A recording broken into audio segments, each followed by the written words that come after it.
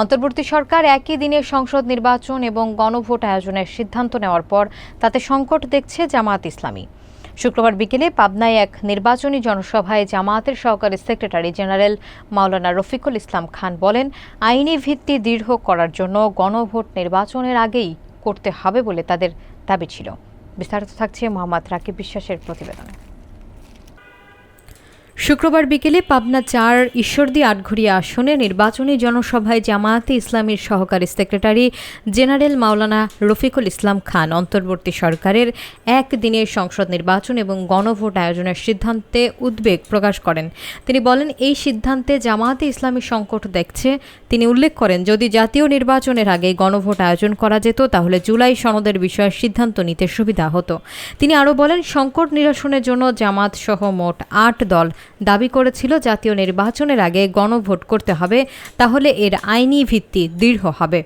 সহকারী secretary general আরও বলেন, অন্যায়, অবিচার, দুর্নীতি এবং চাঁদাবাজিতে দেশ ভরে গেছে। হত্যা, গুম, খুন ও জুলুম নিত্যদিনের ঘটনা হয়ে দাঁড়িয়েছে। এসব থেকে মানুষ মুক্তি পেতে চায় বলেও তিনি মন্তব্য করেন।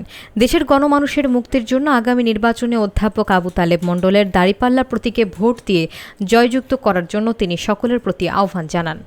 ঈশ্বরদী উপজেলা জামায়াতের আমির ডক্টর নুরুজ্জামান প্রামাণিকের সভাপতিত্বে সেক্রেটারি সাইদুল ইসলামের সঞ্চালনায় অনুষ্ঠিত এই জনসভায় বিশেষ অতিথি হিসেবে উপস্থিত ছিলেন পাবনা জেলা জামায়াতের আমির, পাবনা ৪ আসনের সংসদ সদস্য পদপ্রার্থী অধ্যাপক আবু তালেব মণ্ডল, বাংলাদেশ ইসলামী ছাত্র শিবিরের কেন্দ্রীয় সাবেক সভাপতি মঞ্জুরুল ইসলাম এবং চট্টগ্রাম বিশ্ববিদ্যালয়ের চাকসু ভিপি ইব্রাহিম হোসেন রনি। এছাড়া সংগঠনের বগুড়া অঞ্চলের অন্যতম টিম সদস্য অধ্যাপক নজরুল ইসলাম, জেলা জামায়াতের নায়েবে আমির এবং আটঘরিয়া উপজেলা পরিষদের সাবেক চেয়ারম্যান মাওলানা জহুরুল ইসলাম খান, কেন্দ্রীয় মজলিসে শুরা সদস্য, জেলা জামায়াতের নায়েবে আমির, পাবনা ৫ আসনের সংসদ সদস্য পদপ্রার্থী প্রিন্সিপাল ইকবাল হোসাইন, জেলা জামায়াতের সেক্রেটারি অধ্যাপক আব্দুল গাফফার খান সহ বিভিন্ন পর্যায়ের নেতাকর্মী এ সময় উপস্থিত ছিলেন। আমাদের সম্মানিত সাংবাদিক বন্ধুদের মাধ্যমে আমরা দেশবাসীকে অবহিত করতে চাই, জুলাই বিপ্লবের সাথে বাংলাদেশের মানুষের ত্যাগ, কোরবানি এবং আবেগ জড়িত। যে দীর্ঘদিন আমরা একটি ফ্যাসিবাদী সরকারের বিরুদ্ধে লড়াই করে এই দেশের ছাত্র জনতা ঐক্যবদ্ধ প্রতিরোধের মধ্য দিয়ে ফ্যাসিবাদী সরকারকে বিদায় করে ডক্টর ইউনূস সাহেবের নেতৃত্বে অন্তর্বর্তীকালীন সরকার গঠিত হয়েছে। এই সরকার গঠিত হওয়ার পর সরকারের এই জাতির কাছে অঙ্গীকার ছিল সংবিধানের মৌলিক সংস্কার করার। এই সরকারের জাতির কাছে অঙ্গীকার ছিল নির্বাচন ব্যবস্থার সংস্কার সহ মৌলিক সংস্কারগুলি করা। এবং আপনারা ইতিমধ্যেই জেনেছেন যে সরকার অনেকগুলি কমিশন গঠন করেছেন। সর্বশেষে এটাকে একসাথে করে ঐক্যমত কমিশন নাম দিয়ে আমরা আলোচনা করেছি এবং দেশের মৌলিক কিছু সংস্কার ইতিমধ্যেই ঐক্যমত কমিশন করেছে, সরকার এটাকে অ্যাপ্রুভ করেছে এবং তার ভিত্তিতেই জুলাই সনদে সব রাজনৈতিক দল স্বাক্ষর করেছে। আমরা শুরুর থেকেই বলে আসছি, এই জুলাই সনদের আইনি ভিত্তির জন্য গণভোটের যে সিদ্ধান্ত হয়েছে, এবং আমি আপনাদেরকে এটাও বলি যে একটি দল শুরুতেই গণভোটের ব্যাপারে ওনারা রাজি ছিল না, কিন্তু পরে এক সময়ে গণভোটের ব্যাপারেও ঐক্যমত পোষণ করেছেন। বলা যায় সকল দলই সকল দলই ঐক্যবদ্ধভাবেই গণভোটের ব্যাপারে আমরা একমত হয়েছি। তা আমরা বলেছিলাম, বলা যায় অধিকাংশ দলই বলেছিল যে গণভোটটা জাতীয় সংসদ নির্বাচনের আগেই হতে হবে। কিন্তু আপনারা লক্ষ্য করে দেখছেন যে সরকার একটি দল আগেই চায় নাই একদিনে হওয়ার। আমরা চেয়েছি আগে। একসময় ওনারা গণভোটই চাননি, এক পর্যায়ে ওনারা একমত হয়েছেন। এরপরে ওনারা বলেছেন যে গণভোটটা একদিনই করতে হবে। আমরা বলেছি গণভোট আগে করতে হবে। আমরা এ কারণেই আগে বলছি, শুধু নট অনলি আমরা বলতে আমরা বলবো দু একটা দল ছাড়া সব দলই আমরা আগে চেয়েছি আমরা এ কারণেই যে বাংলাদেশের জনগণ দীর্ঘদিন পর ভোট দেবে। আপনার জাতীয় নির্বাচন আর হান আর ভোট অর্থাৎ গণভোট একদিনে হলে কিছুটা তালগোল বাগায় ফেলবে লোকেরা, হ্যাঁ না দিয়ে চলে আসবে, অনেকে দাড়িপাল্লায় অথবা ধানের শীষে দিয়ে চলে আসবে।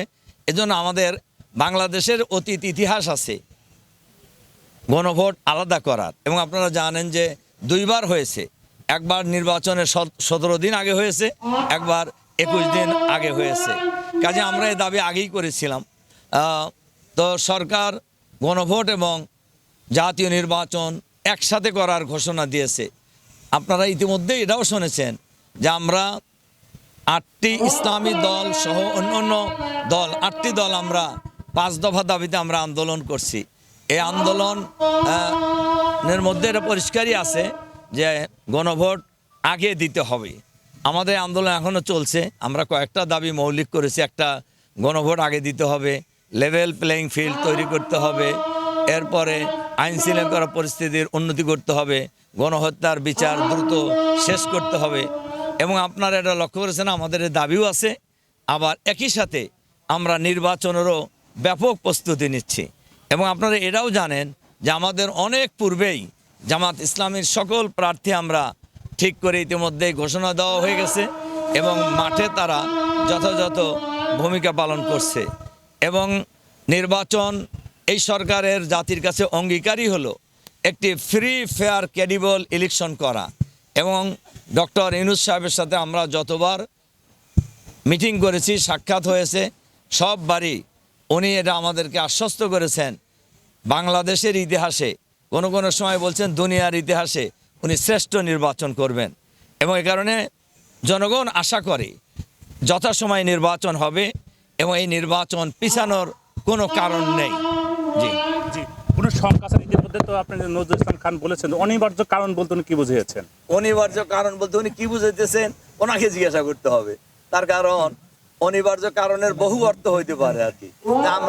তারা হয়তো নির্বাচনের জন্য প্রস্তুত না, এটাও অনিবার্য কারণ হইতে পারে।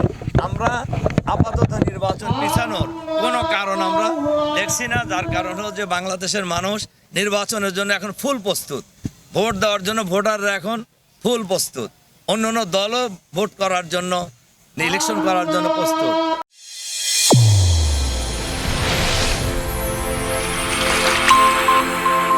চ্যানেল A1 হৃদয়ের স্পন্দন।